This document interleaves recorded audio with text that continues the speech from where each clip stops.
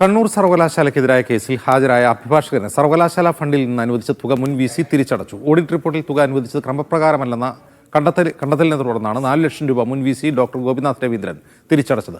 V C നിയമനം റദ്ദാക്കിയതിനെതിരെയാണ് സർവകലാശാലയെ എതിർകക്ഷിയാക്കി ഗോപിനാഥ് രവീന്ദ്രൻ ഹൈക്കോടതിയെ സമീപിച്ചത്. സുനിൽ ഐസക് വിവരങ്ങളുമായി ചെയ്തു. സുനിൽ, ഇത് തിരിച്ചടയ്ക്കാൻ ഇടയായ കാരണമെന്താണ്? വിമർശനം ഉയർന്നിരുന്നു.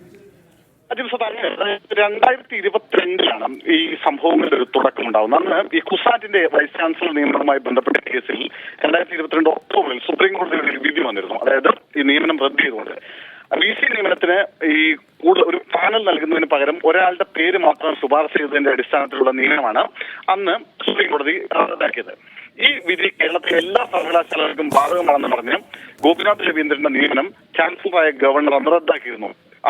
മാത്രമല്ല അന്ന് 5 വൈസ് ചാൻസലർമാരോട് ഇതുമായി ബന്ധപ്പെട്ടുകൊണ്ട് ഈ വിഷയത്തിൽ നിലപാട് പറയാൻ, അതായത് അവരുടെ വാദം കേൾക്കാൻ, അവർക്ക് പറയാനുള്ള കാര്യങ്ങൾ അറിയിക്കാൻ നോട്ടീസ് അയക്കുകയും ചെയ്തിരുന്നു.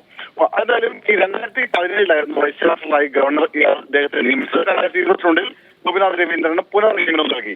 സുപ്രീം കോടതി വഴി വന്നതിന് പിന്നാലെ തന്നെ ഈ ഗോപിനാഥ് രവീന്ദ്രൻ രാജിവെക്കാൻ, അതായത് 2022 ഒക്ടോബർ 24 ഗവർണറുടെ പ്രിൻസിപ്പൽ സെക്രട്ടറി അദ്ദേഹത്തിന് കത്ത് നൽകുകയും ചെയ്തു. ഈ നടപടിക്കെതിരെയാണ് ചാൻസലറുടെ 1ാം കക്ഷിയും സംസ്ഥാന സർക്കാരിന്റെ 2ാം കക്ഷിയും കണ്ണൂർ സർവകലാശാലയെ 3ാം കക്ഷിയുമാക്കി ഗോപിനാഥ് രവീന്ദ്രൻ ഹൈക്കോടതിയിൽ കേസ് ഫയൽ ചെയ്തത്. ഗോപിനാഥ് രവീന്ദ്രൻ ഫയൽ ചെയ്ത കേസിൽ വക്കീൽ നൽകാൻ ഡിസംബർ 20 ചേർന്ന സിൻഡിക്കേറ്റ് യോഗമാണ് 4 ലക്ഷം രൂപ അനുവദിച്ചത്. അതേസമയം തന്നെ സർവകലാശാലയ്ക്ക് വേണ്ടി ഹാജരായ വക്കീലിന് 6000 രൂപ മാത്രം അനുവദിക്കുകയും ചെയ്തു. എന്തായാലും 2022-23 ഓഡിറ്റ് റിപ്പോർട്ടിൽ ഇത് നിയമവിരുദ്ധമാണ്. അതായത് സർവകലാശാലയ്ക്കെതിരെ കേസ് നടത്താൻ സർവകലാശാല തന്നെ പണം കൊടുത്തത് നിയമവിരുദ്ധമാണെന്ന് ഓഡിറ്റ് റിപ്പോർട്ടിൽ ചൂണ്ടിക്കാട്ടിയിരുന്നു. ഇതനുസരിച്ച് ഈ ഓഡിറ്റ് റിപ്പോർട്ടിന്റെ അടിസ്ഥാനത്തിലാണ് സർവകലാശാല ഫണ്ടിൽ നിന്ന് അനുവദിച്ച 4 ലക്ഷം രൂപ അന്നത്തെ വൈസ് ചാൻസലറായിരുന്ന ഗോപിനാഥ് രവീന്ദ്രൻ ഇപ്പോൾ തിരിച്ചടച്ചിരിക്കുന്നത്.